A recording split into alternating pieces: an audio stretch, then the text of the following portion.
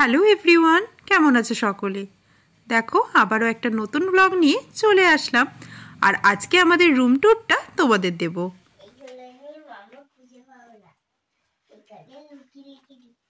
কি খুঁজে পাবে না মাম্মা? তো আমরা ডুয়ার্সে গিয়ে এই হোটেলটার নাম হচ্ছে গ্রাসহপার দ্য জঙ্গল কুইন, এই রিসর্টটাই বুক করেছিলাম। আর এটার 3 দিনের আমাদের ভাড়া পড়েছিল 3600 সামথিং, মানে 1200 1250 এরকম করে পার ডে রুমের ভাড়া নিয়েছিল।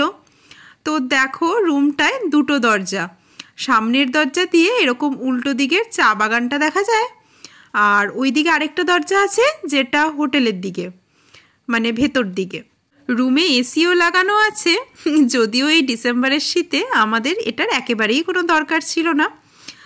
আর এটা একটা ডাবল বেডরুম, দেখো ফ্যানও আছে। তো বিছানার সাইজটা দেখো খুব একটা বড় না, মানে দুজনের জন্য ঠিক আছে, বাচ্চা নিয়ে একটু অসুবিধা হচ্ছিল আমাদের।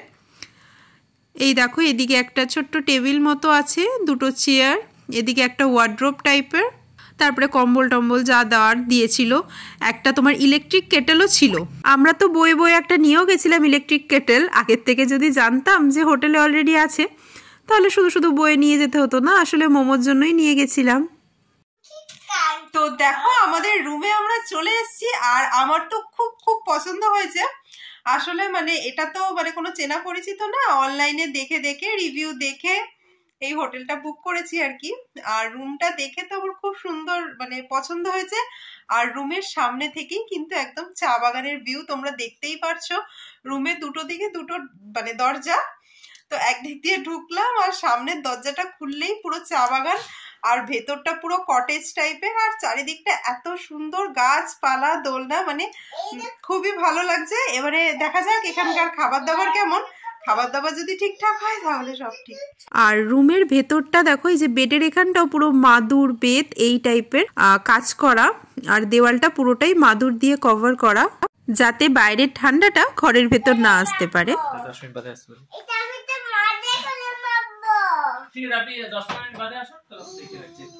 আর এই রুমের সব থেকে যেটা আমার ভালো লেগেছে সেটা হচ্ছে এখানে একটা তোমার স্লিপার ওরা প্রোভাইড করেছে। আমি তো দেখো স্নিকার্স পরে এসছি, আর কোনো স্লিপার নিয়ে আসিনি ব্যাগে করে। তো ভাবছিলাম যে মানে ওয়াশরুমে কি করে যাব, তো ওরা একটা স্লিপার দিয়েছে। আর চলো ওয়াশরুমটাও তোমাদের দেখিয়ে দিই। মোটামুটি বেশ মানে পয় পরিষ্কারই কিন্তু ছিল, আর গিজার তো থাকবেই, ঠান্ডার জায়গা। তো এই দেখো ওপরটাও কিন্তু এরকম বেদ দিয়ে পুরো মোড়া। এই সাইডে একটা জানলা ছিল, জানি না জানলাটার কি মানে বাথরুমে কি কাজ জানলার, এত বড় জানলা। তো এদিকে দেখো এই যে শাওয়ার টাওয়ার সবই ছিল মোটামুটি, আর মানে বাথরুমটা মোটামুটি সাইজও ঠিকঠাকই ছিল। এদিকে একটা মিররও ছিল বেসিনের ওপরে। তো বাড়ি থেকে তো আমরা কেউই স্নান করে আসিনি, সেই ভোর 4:30টার সময় বেরিয়েছি, বলো তখন অত সকালে কি স্নান ধান আর করবো। তাই আমরা এখন একটু দেখো স্নান টান করে নিলাম। মোমোকেও হালকা করে, মানে খুব বেশি স্নান করায়নি, একটু তেল মাখিয়ে অল্প জল দিয়ে স্নান করিয়ে নিলাম। আর এখানে আমরা খেতে চলে এসেছি লাঞ্চের জন্য হোটেলেই। তো ওই ঘিয়ের শিশিটা আমি বাড়ির থেকেই নিয়ে এসেছিলাম, যে পাবো কি পাবো না ওই কথা ভেবেই। শান্তিনিকেতনে তো ঘি নিয়ে যাইনি, জানি ওখানে ঘিটা অ্যাভেলেবেল থাকে, এখানে কি পাওয়া যাবে না যাবে। তো দেখো আমরা মানে 2টো রাইস প্লেট নিয়েছিলাম, তার সাথে আলু ভাজা, সব মানে আলা কাটে নিয়েছিলাম। আজকে কোনো থালি নিইনি। চিকেন নিয়েছিলাম একটা, আর মোমোর জন্য একটা মাছ ভাজা, বলেছিলাম পেটির মাছ দিতে। তো এই ছিল আমাদের খাওয়া দাওয়া। আমাদের তো আগেই খাওয়া হয়ে গেল, আর এখন বসে বসে মোমোকে ভাতটা খাওয়াচ্ছিলাম। দেখো চাটনিও দিয়েছে, চাটনিটা দেখো। আর আমাদের তো খাওয়া হয়ে গেছে, এখন ম্যাডাম একটু ভাত নিয়ে বসে আছে। খাও মা, খেয়ে নাও।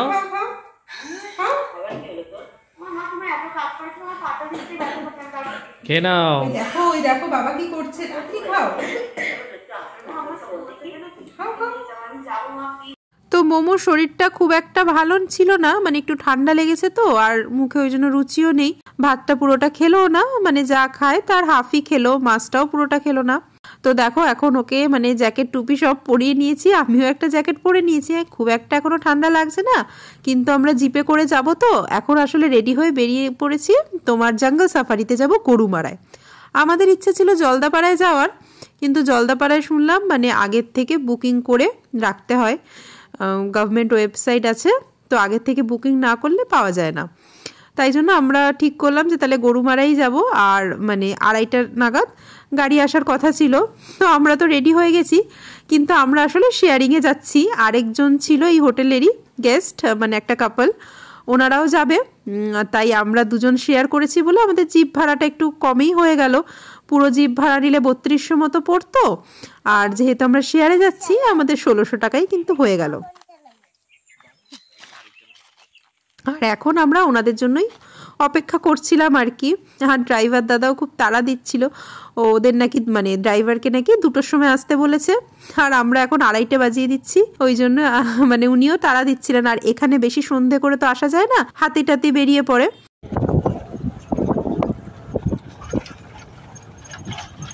তো দেখো এই জিপটা একদম খোলা জিপ ছিল, ওই জন্য মোমোকে বলছিলাম টুপি পরে থাকতে, ও তো টুপি খুলতে মানে ব্যস্ত, তাও জোর জবরদস্তি রুমাল মানে দিয়ে আটকে রেখেছিলাম। খুবই হাওয়া দিচ্ছিল, দেখো আমার চুল টুল সব উড়ে যাচ্ছে এদিকে। কিন্তু এখন দুপুর টাইম তো রোদও ছিল, তাই খুব একটা মানে অসুবিধা হচ্ছিল না। আর মোমো এই হাওয়ায় প্রায় ঘুমিয়েই যাচ্ছিল, আসলে ভাত খেয়ে সবে উঠেছে তো। তারপরে মাঝ রাস্তায় জিপটা এখানে দেখো, এখানটা মানে মার্কেট এরিয়া, আর এখন মানে দোকানপাট সব বন্ধ, কারণ এখন দুপুর টাইম। তো এখানটা জিপটা দাঁড় করিয়ে ড্রাইভার দাদা কিছু ওনার কাজ ছিল সেখানে গেলেন। আর দেখো আমরা এই যে জঙ্গলে ঢুকে পড়ছি, এই যে গরুমারা জঙ্গল শুরু হচ্ছে, আর আমাদের জঙ্গল সাফারিও শুরু হয়ে যাচ্ছে। তো তোমরা যারা মানে জঙ্গলে কিছু ওয়াইল্ড অ্যানিমালস দেখতে চাও, তারা গরুমারায় না এসে জলদাপাড়ায় যাবে, কারণ গরুমারায় খুব একটা কিছু কিন্তু আমরা দেখতে পাইনি, মানে শুধু ময়ূরটাই দেখতে পেয়েছিলাম আর কি। আর মানে ভোর আসলে হয়তো বেশি দেখা যায়, কিন্তু শুনেছি গরুমারায় খুব একটা কিছু দেখা যায় না। কিন্তু আমাদের এই গাছপালার পরিবেশটাই কিন্তু খুব পছন্দ, তাই জন্যই আমরা এসেছিলাম পুরো জঙ্গলটা ঘুরে দেখব। আর দেখো এই জায়গাটা আবার একটু জলাশয় টাইপের ছিল। তারপরে এই যে জিপে দাঁড়িয়ে আমি যাচ্ছি, মোমোকে ওর বাবার কোলে দিয়ে আমি দাঁড়িয়ে যাচ্ছি, আর চারিদিকের পরিবেশটা মানে এত ভালো লাগছিল। আর জিপে দাঁড়িয়ে গেলেই কিন্তু মজাটা নেওয়া যায়। আর আমাদের সাথে যে আরেকজন মানে কাপল ছিল, ওই কাপলের যে দাদাটা ছিল, সেই দাদাটারও কিন্তু সাবজেক্ট বটানি ছিল, কথায় কথায় জানতে পারলাম। আমারও তো বটানি সাবজেক্ট, ওই জন্য আমাদের এই জঙ্গলটাই কিন্তু খুব পছন্দ। মানে ওয়াইল্ড অ্যানিমাল দেখতে পেলাম কি না পেলাম সেটাই কিন্তু অতটা মানে ম্যাটার করে না, এই জঙ্গলের মধ্যে দিয়ে ঘুরতেই কিন্তু আমার খুব বেশি ভালো লাগছিল। তো এই দেখো যত গভীরে যাচ্ছি তত কিন্তু জঙ্গলের রাস্তা শুরু হচ্ছে, আর দুদিকে ঘন হচ্ছে গাছপালা। এই দেখো কি সুন্দর না, পুরো একদম ফিল্মি একটা অ্যাটমসফিয়ার। আর এরকম জায়গায় যদি মাঝরাতে অন্ধকারে কাউকে ছেড়ে দেওয়া হয়, ভাবো তো কীরকম হবে। আর তোমাদের দাদাভাইও কিন্তু খুব পরিমাণে এনজয় করছিল, দেখো ওর মুখের হাসিটাই কিন্তু সেটাও বলে দিচ্ছে, মানে অনেক দিন বাদে ওকে এতটা খুশি দেখছিলাম। তো এই দেখো ওই যে ময়ূর, আমরা অবশেষে এই যে একটা ময়ূরের দেখা পেলাম। তো তোমাদের দাদাভাইয়ের নেচার এইসব খুব পছন্দ, তাই অনেক দিন বাদে ঘুরতে বেরিয়ে ওর মনটাও বেশ ভালো হয়ে গেছিলো। তো এখন আমরা এই যে জঙ্গলের মাঝে একটা কাঠের সেতু দিয়ে চলছি, আর রাস্তা তো খুবই এবড়ো খেবড়ো ছিল, তো খুবই ঢিক করতে করতে গাড়ি যাচ্ছিল দেখো। আর মোমোকে আমার কোলেই রেখেছিলাম, কারণ আমি ভেতরটার দিকটায় বসেছিলাম, তো এদিকে হাওয়াটা একটু কম আসছিল, আর তোমাদের দাদা বাইরের দিকে বসেছিল, ওদিকে মানে একটু বেশি হাওয়া আসছিল। তো এখানে আমি ওকে একটু কভার করে বসেছিলাম। তো এখানে জঙ্গলের মাঝে আমরা নেমেছি, এটা কিন্তু গরুমারা না, এটা অন্য একটা জঙ্গল ছিল। তো সেখানে দেখো এই দেখো মোমো তো ঘুমে ঢুলে পড়ছে, আমাদেরও ঘুম পাচ্ছিল জানো তো, জিপের হাওয়াটা এতটাই ঠান্ডা ছিল না। আর তারপরে খেয়ে দিয়ে বেরিয়েছি, তো সবাই আমরা ঘুমাতেই আসছিলাম। তো এখানে দেখলাম 2-3টে জিপ দাঁড়িয়ে আছে, ওই জন্য আমরাও নেমে পড়লাম। আর এই গাছটা দেখো কি সুন্দর না।